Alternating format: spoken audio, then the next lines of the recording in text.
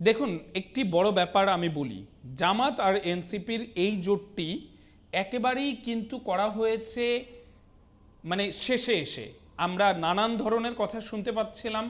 আমরা শুনতে পাচ্ছিলাম এনসিপি যিনি একেবারেই নীতি নির্ধারক পর্যায়ে আছেন, আমি নাম ধরেই বলতে চাই, নাসিরউদ্দিন পাটোয়ারি, তিনি কিন্তু একসময় বলছিলেন এককভাবে নির্বাচন করলেও এনসিপির ভূমিধ্বস বিজয় হবে। তাহলে এনসিপি কখন আসলে ধাক্কাটা খেলো? আমার কাছে যা মনে হয়, এনসিপি ধাক্কাটা খেলো আসলে কেন্দ্রীয় ছাত্র সংসদ নির্বাচনগুলোর পরে।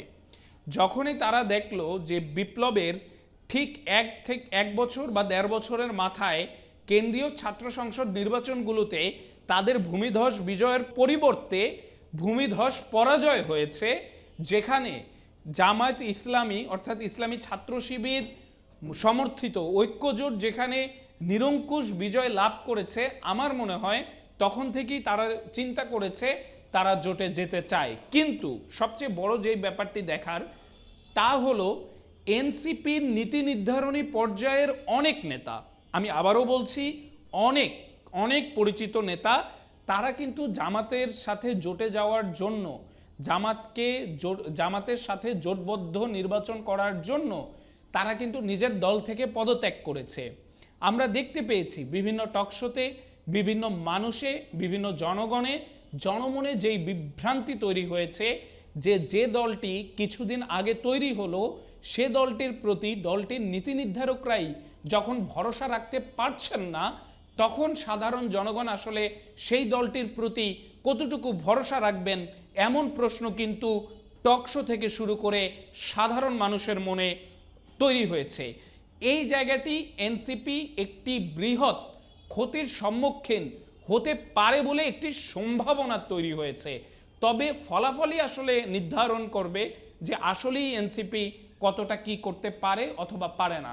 আর যদি বলি জামায়াতে ইসলামীর কথা বলবো, জামাতের বিগত দিনের নির্বাচনের ইতিহাসে সর্বোচ্চ স্বর্ণযুগ যাচ্ছে জামায়াতে ইসলামীর বর্তমানে।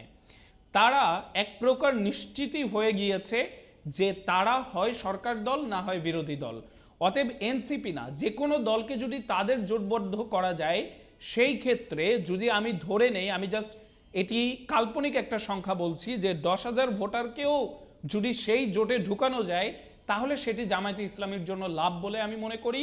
এবং জামাত সেই কাজটি করতে ভুল করেননি, তারা কিন্তু সেই লাভের জায়গাটি লুফে নিয়েছেন এনসিপিকে। তথাপি যে সকল দলের নাম, অনেক দলের নাম সাধারণ জনগণ জানেন না, সে সকল দলকেও জামায়াত ইসলামী কিন্তু তাদের নিজের জোটে নিয়ে নিয়েছেন। অর্থাৎ জামায়াত ইসলামী জোট দেখাতে চেয়েছেন যে তাদের জোটে বৃহৎ সংখ্যক একটি দল অবস্থান নিচ্ছে, বৃহৎ একটি সংখ্যক দল নিয়ে তারা কাজ করছে।